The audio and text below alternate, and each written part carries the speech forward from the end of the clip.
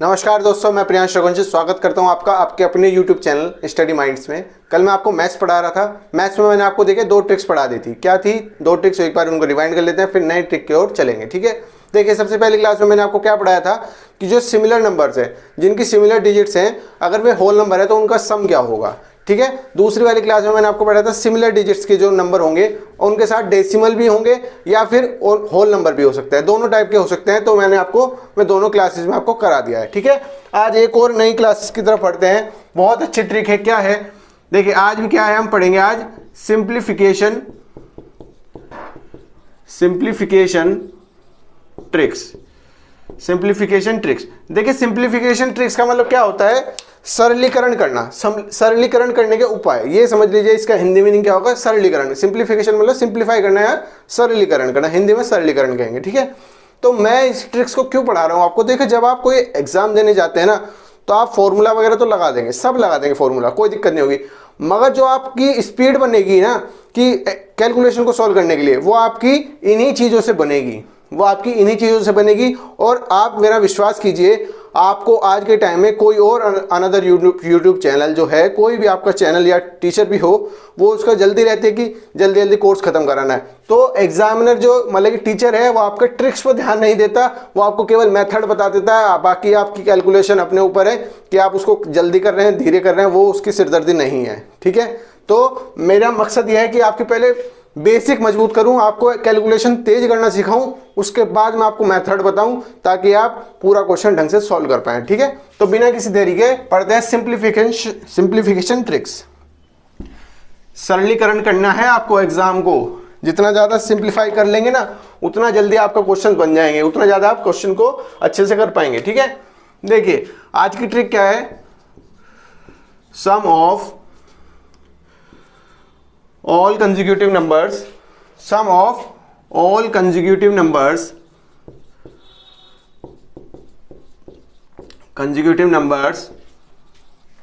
starting from 1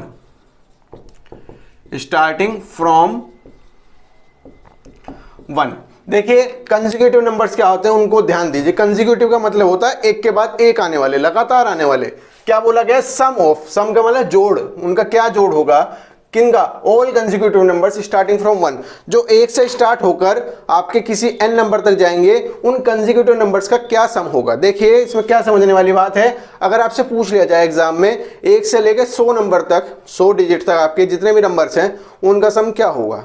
आपसे अगर पूछ लिया जाए कि 1 से लेकर 100 नंबर तक का जो सम है, संख्याएं हैं, उन सभी संख्याओं का सम क्या होगा, तो आपको डायरेक्ट एक फॉर्मूला याद करना है सम का। वो क्या होता है? n into n plus 1/2, n into n plus 1/2। जितनी आपको संख्या पूछी गई है, n क्या है?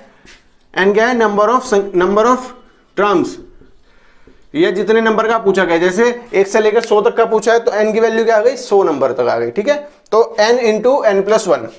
देखिए जो ये आपके फॉर्मूले हैं ना, ये आपके अरिथमेटिक प्रोग्रेशन में काम आते हैं। अरिथमेटिक प्रोग्रेशन जो मैं आगे पढ़ाऊंगा आपको, 3 तरह की प्रोग्रेशंस होती हैं, मतलब कि सीरीज बनती है अरिथमेटिक, जियोग्राफिक और हार्मोनिक मीन्स, है ना, जियोमेट्रिक और हार्मोनिक्स, 3 तरह की होती हैं। तो ये फॉर्मूले आपके बाद में भी आएंगे, मगर जो कैलकुलेशन होती है ना वो इससे वो आसान हो जाती है। तो इनको आप पहले भी पढ़ सकते हैं और बाद में भी पढ़ सकते हैं। तो ठीक है, अगर आपसे कंसेक्यूटिव नंबर्स पूछे 1 से लेकर, याद रखना 1 से, कहाँ से? 1 से, तो उसका सम क्या होगा? n into n plus 1/2। ठीक है, अब इसके ऊपर बेस्ड क्वेश्चन कर लेते हैं, मगर आज की ट्रिक यही थी हमारी। क्या? n into n plus 1/2। ठीक है, अब मान लीजिए आपको क्वेश्चन दिया, क्या क्वेश्चन दिया है? मान लीजिए आपको addition of all consecutive numbers from 1 to 100, from 1 to 100, 1 से लेकर 100 तक की संख्याएं जितनी भी हैं उनका सम, मतलब कि 1 2 3 4 5 से लेकर आप 97 98 99 100 तक की जितनी भी संख्याएं हैं बीच में, उन सब नंबर्स का आपको सम कैलकुलेट करके बताना है। ठीक है, तो आपका जो फॉर्मूला मैंने बताया वो क्या आया? n into n plus 1/2, n into n plus 1/2। तो n की वैल्यू कितनी आ गई भैया? 100 आ गई, और n प्लस 1 करोगे तो 101 आ जाएगा। ठीक चीज है। और जो आपका ब्रैकेट है, ब्रैकेट का मीनिंग क्या आ गया, ब्रैकेट का मतलब आ गया मल्टीप्लाई करना, तो बटे में 2 कर दिया। ठीक है, जब 2 से मल्टीप्लाई करोगे तो 50 आना चाहिए यहाँ पर। 50 की जब 101 से मल्टीप्लाई करोगे तो भैया 50 कम 50 और 50 कम 50, यही आपका आंसर हो जाएगा। समझ में आई बात, क्योंकि 50 की 1 से मल्टीप्लाई करोगे तो 50 आएगा, क्योंकि यहाँ 0 है। फिर 50 की 1 से दोबारा मल्टीप्लाई करोगे तो 50 आएगा। ठीक है, आपको अब एग्जाम में, जब आपको एग्जाम में कुछ इस तरह का क्वेश्चन आता है मान लीजिए, तो आपको कम से कम इतना स्टेप अपने माइंड में सोचना है। कम से कम इतना तो सोच ही लेना, कम से कम इतना तो माइंड में सोचना ही। ठीक है, अगर ये लाइन भी लिखनी पड़े तो कोई बात नहीं, मगर इतना जो है, इतना तो आप अपने माइंड में सोचकर ही चलिएगा आगे। ठीक है, चलिए इतना माइंड में सोचकर चलिएगा। ठीक है, चलिए तो इसका आंसर क्या है 50-50 या 5050। ठीक है, चलिए अगला क्वेश्चन की तरफ बढ़ते हैं। अगर आपको 1 से लेकर 50 तक का पूछ ले, फ्रॉम 1 to 50, 1 से लेकर 50 तक का पूछ ले तो क्या करेंगे आप, ये बताइए। 1 से लेकर 50 तक का क्या करेंगे। देखो आपको क्या फॉर्मूला बताया मैंने, n इंटू n+1/2। n की वैल्यू क्या होगी, n की वैल्यू क्या होगी, 50 होगी ना, मैक्सिमम जितनी होती है। तो 50 इंटू 51/2, मैंने क्या बताया, इतना तो आप याद कीजिएगा, वरना 25 से इसका क्या वैल्यू हो जाएगी, 25 हो जाएगी। 25 गुना 51, अब आपको ये करना है 25 से कम 25, 2 बच गया, 25 बन जाए 125, तो 1275 आ गया। ठीक है, इसकी वैल्यू आ गई 1275। समझ में आई बात, 25 की 51 से मल्टीप्लाई। तो कितना सोच कर चलना है माइंड में कम से कम इतना सोच कर चलना है आपको। ये लिखना मत कॉपी पे, जितना मैं रेड पेन से मार्क कर रहा हूं ना, इसे कॉपी में मत लिखना, केवल इतना लिखोगे तो भी सफिशिएंट है, वरना इतना भी मत लिखना। समझ में आई बात, इतना भी मत लिखना। अब अगर आपसे क्वेश्चन पूछ लिया जाए,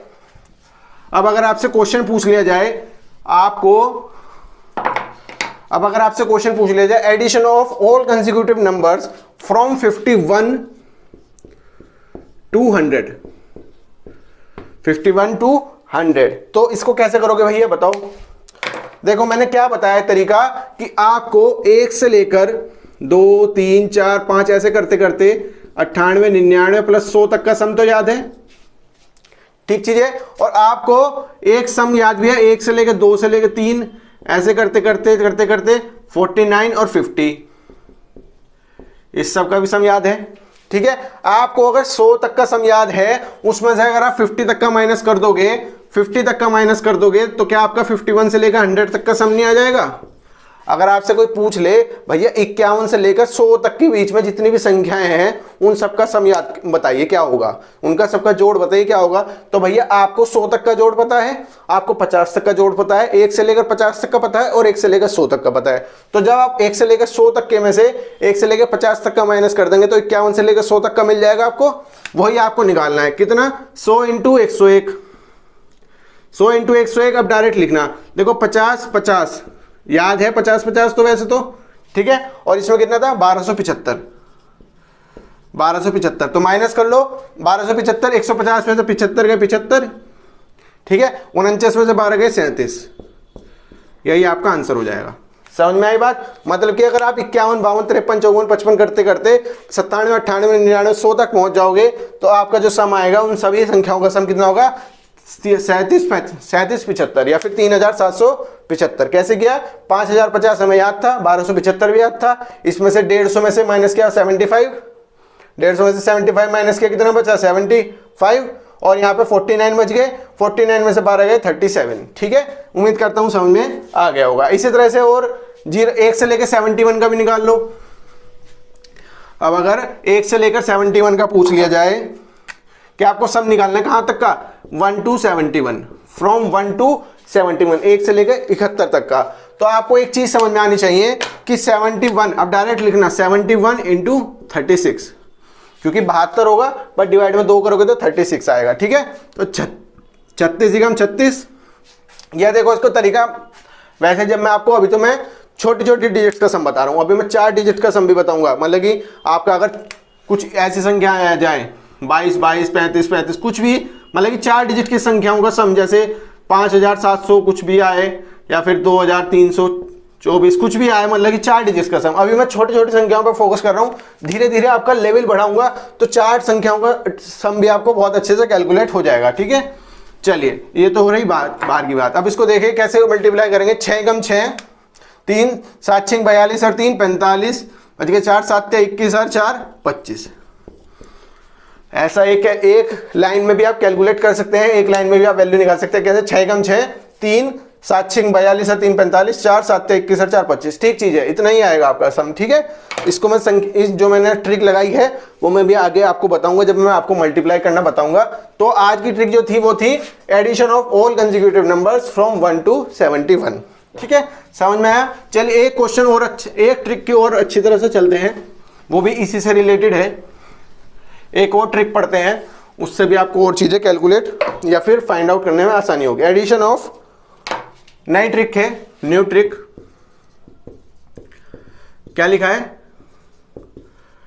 addition of all consecutive, all common difference in a series. Addition of numbers having same common difference या common difference, having same common difference लिख लो या कॉमन डिफरेंस लिख लो, बात एक ही है। Having common difference in a series. इसका हिंदी में मीनिंग बताता हूं क्या होगा। इन अ सीरीज, देखो क्या लिखा है, एडिशन ऑफ नंबर्स का जोड़, नंबर्स का संख्याओं का जोड़, having common difference in a series, एक सीरीज के रूप में है। और क्या रखे, हैविंग का मतलब होता है हैविंग, रखे हुए, क्या? Common difference. अभी मैं आपको समझाता हूं कॉमन डिफरेंस क्या होता है, मगर आपको नंबर्स का जोड़ ही निकालना है जिनमें कॉमन डिफरेंस हो। कॉमन डिफरेंस का मीनिंग आप समझ भी गए होंगे, जिनके बीच में जो डिफरेंस है या घटा है, जो उनका बीच का अंतराल है या अंतर है वो कॉमन हो, ठीक है। एक सीरीज की तरह बनाएंगे। जैसे आपसे क्वेश्चन पूछ लिया जाए, मान लीजिए आपसे क्वेश्चन पूछ लिया जाए कि देखिए पहले तो उसका, चलिए मैं आपको फॉर्मूला इसका बाद में बताऊंगा। अगर मैं आपसे क्वेश्चन पूछ लेता हूं उसका कि आपका 39 + 49 + 59 + 69 + 79, इन सभी संख्याओं का सम आपका क्या होगा, ठीक है। आपको ऑप्शन देता है क्या? 295, 299, ठीक है, 311 एंड 319, ठीक है। इस क्वेश्चन को देखें करने के दो तरीके हैं। अब आप अगर ये चीज आपके एग्जाम में आ जाए तो आपको पूरा कैलकुलेट करने की जरूरत नहीं है, भैया 70 और 60 करोगे, ऐसे ऐसे नहीं करने की जरूरत है। ये डायरेक्ट ऑप्शन से सॉल्व हो जाएगा, वो मैं बताता हूं कैसे। एग्जाम को सिंप्लीफाई करने का आपको वादा किया है तो एग्जाम को मैं आपको सिंप्लीफाई जरूर करके दिखाऊंगा, ठीक है। देखो एक चीज होती है, जब आप कोई नंबर पढ़ते हो, जब आप पढ़ते हो नंबर सिस्टम पढ़ते हो, जैसे कोई रुपए गिन रहे हो तो आप मान लीजिए 2375 रुपए, 2375, यहाँ पे कोमा लगा देते हो ना, 2375 रुपए। तो जो ये वाला नंबर होता है, जो आखिरी का नंबर होता है, इसको आप क्या कहते हो? इकाई का अंक, इकाई या फिर यूनिट प्लेस या यूनिट डिजिट। इसको यूनिट डिजिट कहते हो, नहीं कहते हो? इसको कहते हो हिंदी में दहाई का अंक। इकाई, दहाई, सैकड़ा, हजार, याद है? इकाई, दहाई, सैकड़ा, हजार, 10,000, लाख, 10 लाख, करोड़, 10 करोड़, अरब, 10 अरब, खरब, ऐसे चलते जाते हैं ना। तो दहाई, दहाई का मतलब 10th प्लेस या 10th डिजिट, 10th डिजिट, समझ में आया? ये होता है इकाई का अंक, ये होता है दहाई का अंक। ये होता है इकाई, दहाई, सैकड़ा, सैकड़े का अंक, और ये होता है दहाई, हजार का। तो इस तरह से चलता रहता है। हमें केवल फोकस किस पर रखना है? इस वाले पे, इकाई के डिजिट पर हमें फोकस रखना है कि इकाई का अंक क्या होता है, ठीक है। तो इकाई के अंक पे हमें फोकस रखना है। देखिए जब भी कोई आप नंबर जोड़ते हो ना, सबसे पहले इकाई का अंक जोड़ते हो। पहले यहाँ पे इकाई का अंक जोड़ते हो, उसके बाद जो हासिल आता है वो आपका दहाई के अंक में जुड़ जाता है, ठीक है। तो आपको सबसे पहले बस इकाई का अंक जोड़ना है। 9 9 9 9 9। अगर आपका 5 बार 9 आ रहा है तो 9 × 5 = 45 होगा।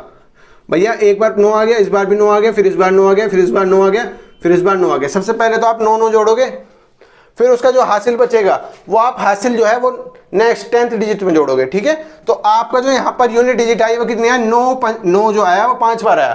तो आपका यूनिट का प्लेस कितना आना चाहिए लास्ट में? आंसर के भी 9 × 5 = 45 आना चाहिए, 5 आना चाहिए। जो 4 होगा फिर वो नेक्स्ट टर्म में आपका 10th प्लेस में जुड़ जाएगा, ठीक है। 4 जो है वो फिर जुड़ जाएगा। जब आपको ये पता है कि लास्ट प्लेस जो आपका यूनिट प्लेस जो है वो 5 होगा, तो आप सिंपली कह सकते हो कि आपका आंसर 295 होगा।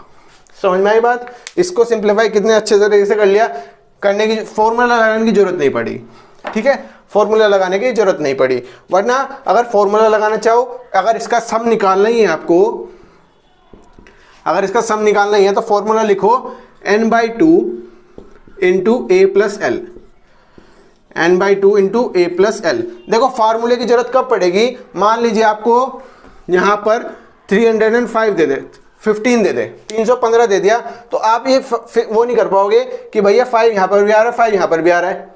ये तो आपका जो आंसर निकल गया इकाई के अंक से, वो कैसे निकल गया, जब आपके सारे यूनिट प्लेस के जो अंक थे वे अलग अलग थे। अगर सेम हो जाते 5 और 5 तो आपको प्रॉब्लम हो जाती, उस केस में आप नहीं कर पाते। मगर जब आपको क्वेश्चन दिया जाता है एग्जामिनर में, तो कुछ क्वेश्चन, मतलब कि आप ये समझ के चलिए अगर आपके 100 क्वेश्चन आ रहे हैं, उसमें से आपके 20 से 30 क्वेश्चन ऐसे हो जाते हैं, डायरेक्ट ऑप्शन देख के ही हो जाते हैं, ठीक है, 20 से 30 क्वेश्चन याद रखिएगा।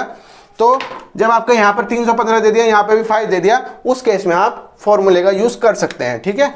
n कितना होता है, देखिए n तो होता है number of terms, number of terms, n लिख लीजिए, n होता है number of terms, number of terms, ठीक है। a होता है फर्स्ट नंबर, फर्स्ट नंबर, ठीक है। और l कितना होता है, लास्ट नंबर, l जो होता है वो क्या होता है, लास्ट नंबर, और a होता है फर्स्ट नंबर, ठीक है। तो सम कितना हो जाएगा इनका, n कितना है भैया, 1 2 3 4 5, 5 नंबर है n, तो n जो के 5/2, ठीक है, इंटू a क्या बताया मैंने, फर्स्ट नंबर, फर्स्ट नंबर कितना है 39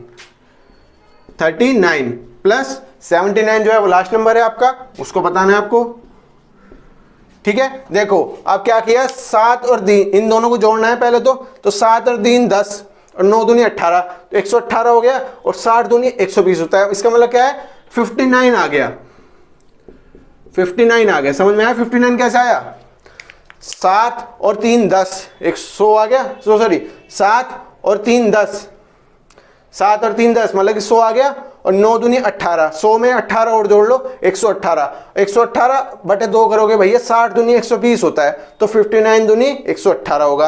अब 59 को अगर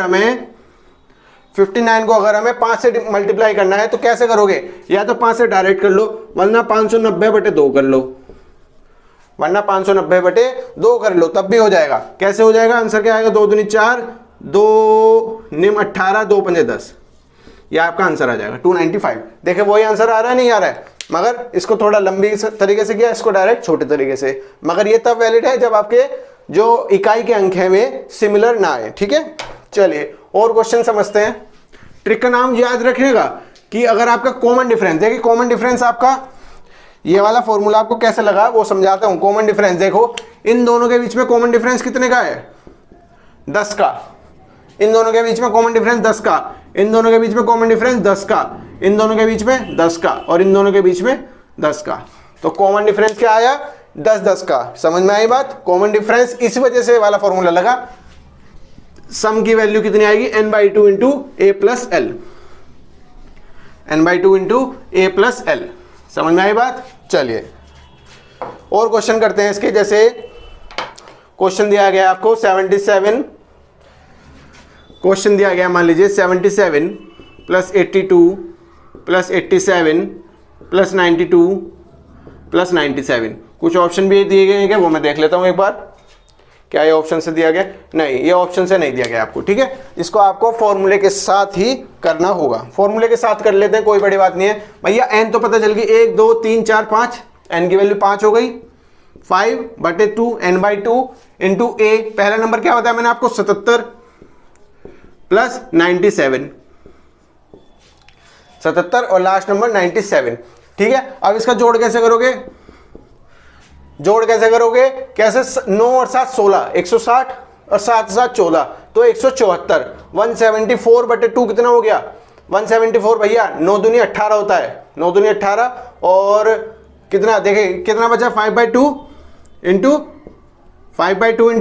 9 और 7 16, 160 प्लस 7 दूनी 14, 174 बचा, 174 बचा, तो 7 दूनी 14, 8 दूनी 16, ठीक है। अब 85 दूनी 170, 8 दूनी 16, 85 दूनी 170 और ये बचा 87 बार, 87 टाइम्स, ठीक है, 87 बार। अब 87 को आप 5 से मल्टीप्लाई करो तो भी ठीक है, वरना 870/2 कर लो तो भी बात कुछ नहीं है। भैया 5 को 10/2 भी तो लिख सकते हो, 5 को 10/2 भी तो लिख सकते हो, वही चीज की है, ठीक है। 2 चौक 8, 2 तिया 6, 2 पंजे 10, ये आपका सही आंसर हो जाएगा। ठीक चीज है, समझ में आई बात। कॉमन डिफरेंस इसमें देखा कितने का बैठा, 5 का कॉमन डिफरेंस है। ये फॉर्मूला क्यों लगाया हमने, इन दोनों में कॉमन डिफरेंस देखो कितने का है, 5 का, इसमें कॉमन डिफरेंस 5 का, इसमें कॉमन डिफरेंस 5 का, इसमें कॉमन डिफरेंस 5 का, ठीक है, इस वजह से वाला फॉर्मूला लगाया है। ठीक है, एक बहुत अच्छे क्वेश्चन की तरफ चलते हैं, फिर उसके बाद इस ट्रिक को भी एंड करेंगे, एक नई ट्रिक्स लेकर चलेंगे। ठीक है, चलिए क्वेश्चन आपको दिया गया है,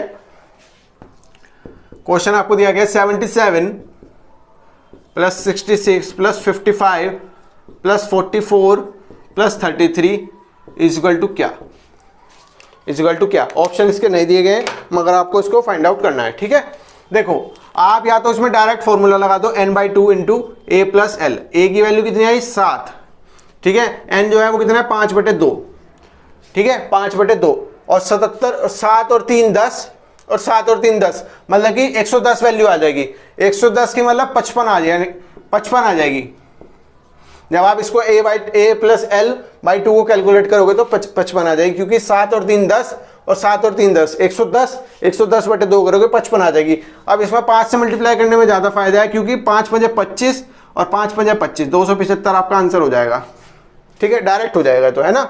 मगर अब आपको मैंने ये क्वेश्चन, इसलिए आपको मैंने बताया क्वेश्चन अच्छा है, मगर क्यों अच्छा है मैं समझाता हूँ इस क्वेश्चन को। अब एग्जामिनर आपको जो है वो खेल खेलता है। खेल कैसे खेलता है, इसका आंसर देखिए क्या आया, इसका आंसर याद रखिएगा, इसका आंसर जो आया वो आया 275, इसका आंसर जो आया वो 275 आया, इनका सबका जोड़ करके 275 आया। ठीक है, मगर एग्जामिनर में मैंने अच्छा क्वेश्चन क्यों कहा वो मैं बताता हूं। देखो एग्जामिनर अब आपको क्वेश्चन कुछ इस तरह से नहीं देता कि डायरेक्ट 77 66 55 44 33 दे देगा, नहीं, वो चालाकी करेगा। क्या चालाकी करेगा, +33 करेगा जैसे, ठीक है, 66 प्लस कितना कर सकता है, सॉरी वो आपको कुछ इस तरह से दे सकता है, वो 66 + 33 77 + 22 77 प्लस कितना 47, नहीं रुक जाइए, इसको जो है ना वो टर्म्स को आगे पीछे करके दे सकता है, टर्म्स को आगे पीछे करके दे सकता है। क्वेश्चन में आपको बताता हूं, जैसे मैं आपको ये कहना चाह रहा हूं, सिंपली आप समझिएगा कि आपको 77 66 55 44 दिया गया ना, तो कुछ ऐसा कर सकता है वो इन दोनों को इंटरचेंज कर दे, इन दोनों को इंटरचेंज कर दे, 7 में से 3 के 4 अच्छा देखिए इसमें से अगर हम करें तो वो कुछ ऐसा क्वेश्चन भी दे सकता है, जैसे आपको 44 दे दिया या फिर 66 दे दिया, फिर 33 दे दिया और फिर 55 दे दिया। अब आपसे पूछा कि इसका सम क्या होगा, अब आपसे पूछ लिया जाए इसका सम क्या होगा, ठीक है, तो आपको इसका सम बताना है। आप कैसे सम बताओगे, अब मैंने आखिरी और फर्स्ट टर्म जो आपको कही थी, तो आप तो इसमें 77 और 55 लेकर कर दोगे, 77 और 55 लेकर कर दोगे, मत करना ऐसे, ठीक है। अगर आपने 5/2 × 77 + 55 लेके कर दिया अगर ये क्वेश्चन, तो आपका गलत हो जाएगा। कितना आएगा, 7 5 12 120 और 7 5 12 132/2 132/2 65 दूनी 130 132 66 आपका आंसर आएगा। इसमें 66 को आपको 5 से मल्टीप्लाई करना पड़ेगा। देखो कितने का गैप आ गया, उसमें कितने का था 55 का, तो 11 5 55 का गैप आ जाएगा। इसमें भी करके देख लो, इन दोनों के आंसर में 55 का गैप आ जाएगा, क्योंकि 11 ज्यादा हो गया ना, पिछले में 55 था, इसमें 66 था, तो 11 5 55 का गैप आ जाएगा। तो आप इस चीज को ध्यान से समझिएगा कि जो लास्ट टर्म है वो क्या पूछ रहा है, जो सबसे छोटी वाली टर्म है, लास्ट टर्म मतलब जो छोटी वाली टर्म है, जो सबसे बड़ी टर्म है, उनको देखकर करना है, इस क्वेश्चन को उनको देखकर करना। समझ में आई बात। चलिए देखिए इस क्वेश्चन को आप इसी फॉर्मेट में, इसी क्वेश्चन को एक और तरीके से कर सकते हैं। देखिए वो कैसे हो सकता है, देखो इस क्वेश्चन को करने के और भी तरीके, एक तरीका और मैं बताता हूं। अच्छा एग्जाम को सिंप्लीफाई करना है ना, तो मेरे हिसाब से चलते जाओ, बस मैं पढ़ाता रहूंगा, आप समझते जाना कैसे कैसे कर रहा हूं, ठीक है। अगर आप कॉमन डिफरेंस पहले कितना ले रहे थे, इस वाले क्वेश्चन में आप कॉमन डिफरेंस कितने का ले रहे थे, 11 नंबर का, इन दोनों में डिफरेंस कितने का था, 11 का। इसमें डिफरेंस कितने का था, 11 का। ठीक है, अब आपको क्वेश्चन कुछ इस तरह से दे दिया, कुछ इस तरह से फॉर्म में दे दिया, ये आपका क्वेश्चन है। अब आपको इसमें फर्स्ट ए नहीं पता और एल नहीं पता, आपने 33 और 77 रखने से मना कर दिया, 33 और 77 रखने से मना कर दिया, तो कोई बात नहीं, कोई बात नहीं, डरना मत उस चीज से। क्या देखना कि इन दोनों के बीच में डिफरेंस कितने का है भैया, 7 में से 3 गए, 7 में से 4 गए 3, 7 में से 4 गए 3, 33 का। इन दोनों में डिफरेंस देखो कितने का है, 33 का। ठीक चीज है, मगर इन दोनों में डिफरेंस कितने का है, आपका 22 का बैठ गया है ना, 22 का डिफरेंस बैठ गया। नहीं, ये उस तरीके से नहीं होगा आपका, क्योंकि इनमें कॉमन डिफरेंस जो है ना वो देखे बदल गया है, इसमें 22 फिर 33 फिर 22 और 22। तो इसका क्वेश्चन का सॉल्व करने का तरीका बस एक ही है, क्या है, 5/2 कीजिएगा, 5/2 कीजिएगा। उसके बाद a की वैल्यू जो सबसे छोटी होगी 33 सबसे छोटी होगी, उसके बाद l 77 सबसे बड़ा जो होगा, ठीक है, वही रखना वैल्यू। 55 मत रख लेना कभी आप, लास्ट के टर्म सोच के 55 रख लो, 55 का गैप आ जाएगा, 55 बढ़ जाएगा आपका। ठीक है, तो आपका जो सही आंसर आएगा वो क्या आएगा, 295। मेरा क्वेश्चन कराने का बस यही मकसद था, यही मकसद था क्वेश्चन कराने का, कि अगर टर्म्स को आगे पीछे कर दिया जाए तो आपके आंसर में वैल्यू चेंज ना हो। ठीक है, 275 और यहां पर भी आपका 275 ही आएगा। ठीक चीज है, समझ में आई बात। तो मैंने आपको आज 2 ट्रिक्स पढ़ा दी। एक तो जो आपके कंजुगेटिव नंबर्स हैं 1 से स्टार्ट होकर n नंबर तक, उनका फॉर्मूला याद रखिए, n/2 into n+1, n/2 into n+1। और कुछ ट्रिक ये बनाई जिनमें कंजुगेटिव गैप है, जिसमें एक कॉमन गैप है सभी नंबरों के बीच में, उसकी एक ट्रिक बताई, n/2 इंटू a+l। a जो है वो सबसे छोटी संख्या होगी और l जो होगी वो सबसे बड़ी संख्या होगी। अगर आपकी संख्या आगे पीछे हो जाए तो उसका ख्याल रखिएगा। अभी के लिए इतना ही, कल फिर मिलेंगे आपसे एक और नई ट्रिक के साथ। तब तक के लिए बाय बाय, जय हिंद।